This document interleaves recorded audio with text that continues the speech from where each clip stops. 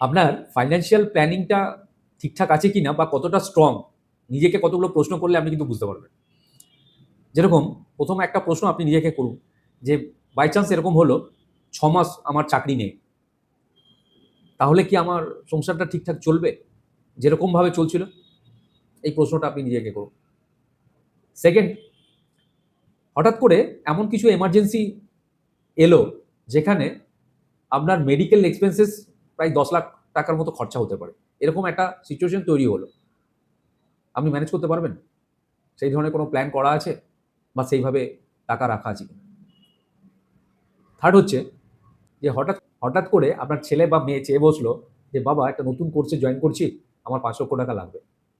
আপনি কি লোন না নিয়ে সেই টাকাটা ওদেরকে দিতে পারবেন? ৪ নম্বর প্রশ্ন হচ্ছে যে, আপনার মাসের খরচা ধরে নিলাম ৳৫০,০০০।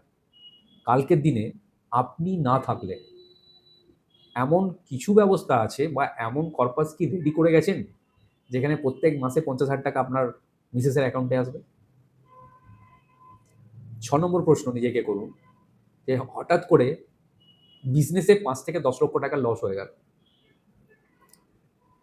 আপনি কি পরের দিন ঠিক সেই ফ্রেশ মুডে গিয়ে আবার সেই ব্যবসা করতে পারবেন? ঘরে বসে যাবেন না তো?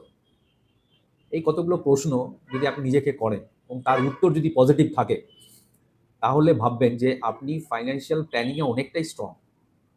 আর যদি উত্তর নেগেটিভ হয়, তাহলে আপনার প্ল্যানিংটা বসে করা দরকার আছে।